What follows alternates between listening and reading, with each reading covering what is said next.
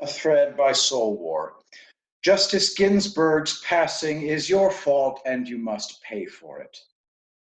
We voted President Trump into office, you see, so clearly we are responsible for the current predicament the radical left running the Democrats find themselves in as her vacant seat imperils their policies.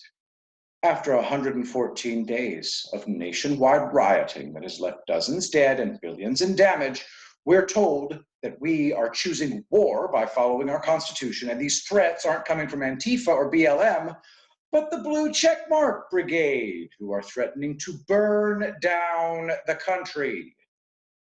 The Democrats have created a perfect storm of lawlessness in their blue states and cities, and their determination to provide cover for criminality as they endlessly provoke Americans with charges of systemic racism and white privilege was going to create 100 Hodgkinsons. And now, just hours after Ruth Bader Ginsburg's passing, we are inundated with a barrage of threats and hate that under other circumstances I'd find appalling. Not anymore. Read this thread. I want Cocaine Mitch's security detail quadrupled. They have no breaks, and I give 0 Fs. From Harold Sticky Hands, a thread of the homicidal rage that permeates the progressive left. Just a sample. The real evil is Mitch McConnell. Jesus, kill that mofo. It's really for the safety of the world. There are 330 million Americans, and not one of them has thought, just go and kill Mitch McConnell. You get the idea. We are full up on crazy, and this is not going to go the way they think it is. After a sham impeachment, after a pandemic attack on the nation, after they launched a fucking insurrection, they expect us to cower as they howl and shriek about war and consequences. Escalate away, you motherfuckers. You want war? Bring it. Become ungovernable? Become prisoners or fertilizer. Americans hate rioters. And it's clear President Trump is going to call your bluff and fill Ginsburg's seat. We are past caring, no matter what you want to think about it. Hump each other's legs in frustration on Twitter. Scream in your car. Wail about the unfairness of the universe on podcasts, etc. I don't care. But if you go violent, I and every sane American will call the U.S. government to rain holy hell down upon you. Your hypocrisy is limitless, your arrogance unbridled. The harm you're doing is already incalculable. Enough!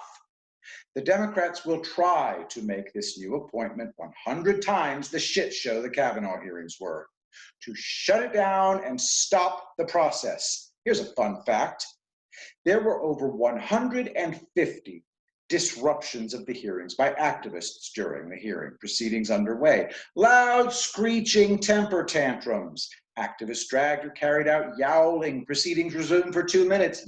Loud, screeching temper tantrum. Rinse. Repeat.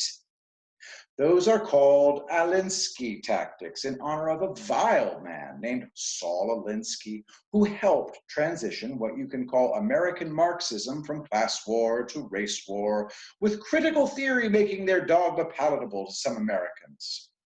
Obama taught critical theory in college. Understand, these antics were supposed to shut down the hearing. Democrats were apoplectic. They lacked the power to stop it. Every activist present was given a special pass by members of the panel in full knowledge of what they do. This coming hearing, dear God, the kid gloves had better come off and fast.